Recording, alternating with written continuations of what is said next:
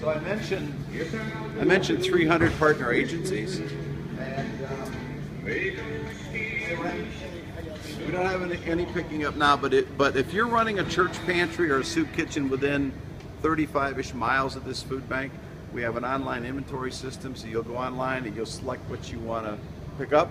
We'll pull it, we stage it here, and you'll come to this dock 5 days a week. You have a set time, and people will come and pick up. Unfortunately, we don't have anybody here right now because it's past time. And you'll come and pick up and take your product away.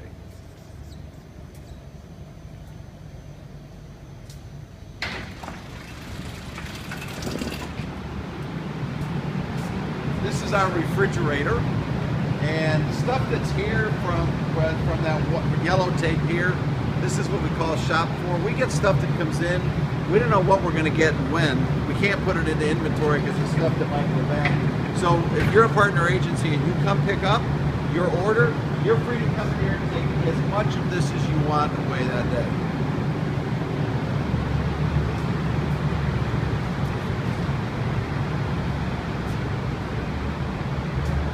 Big carrots. Well, look at the size of those carrots. Those are huge. Those are huge oh my carrots. Gosh. Yeah. Look at those. These things are huge, right? And people have access to this? Oh, absolutely, absolutely. You know what we do with stuff like this is we downsize it into smaller sizes for families to take away. Okay.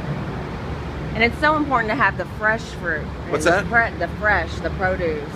So of the 31 million pounds last year, a little over 9 million was fresh produce, and that's, you know, we strive to get that out because that's the most nutritious stuff for people, right? Potatoes, and what I don't see in here today, and some time of the year this place will be full of cabbage, and partner agencies say, enough with the cabbage. You can only do so much.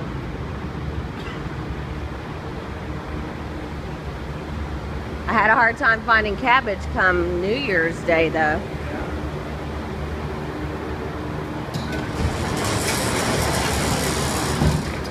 Our Kenmore freezer, a little bit bigger than the one you have. Are we going in here or are we coming out? Okay, all right. just to show you.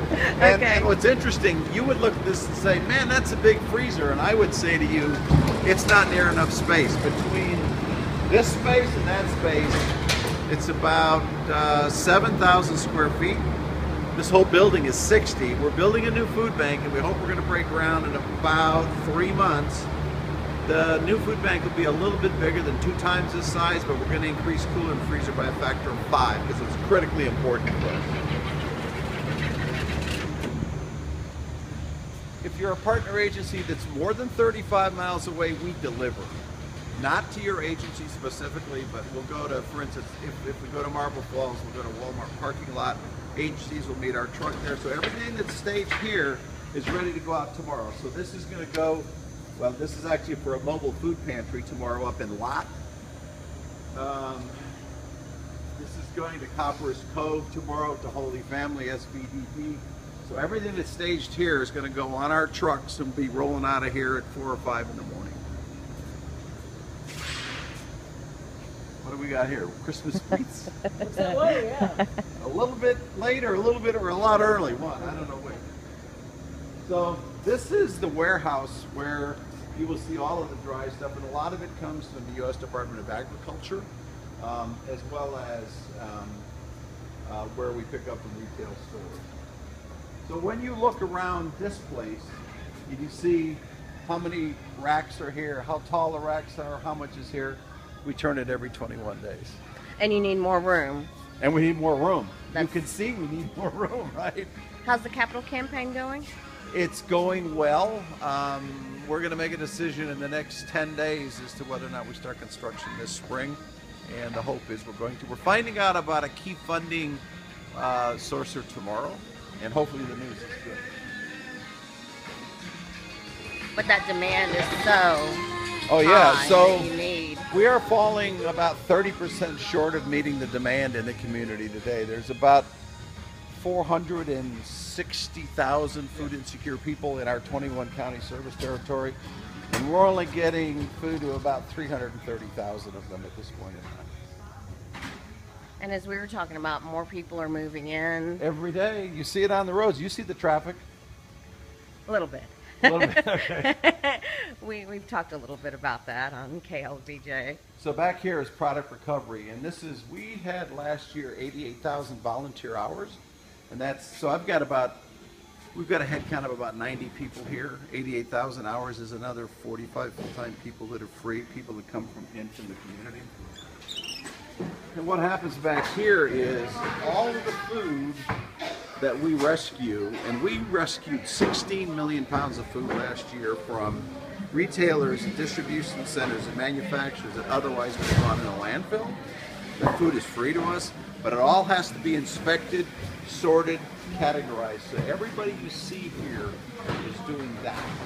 And they do some cleaning on the other end, and we give them education on recalls and what to throw away and what to look for and when you shouldn't accept. Safety is number one for us. So if anything, whether it's... Safety is number one for us. Yes, ma'am. Don't run over me. Don't run over me. So we give a little training, and people clean, sort, do a lot of frozen today, it looks like.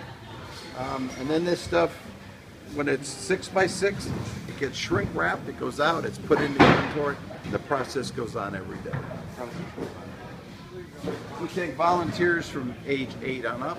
You have to be 15 to work here on this assembly line. What we'll do over here frequently with youth groups and stuff, sometimes, we'll get 100-pound bags of pinto beans or rice or something like that, and we break it down into Ziploc bags. So we have youth groups doing that sort of thing.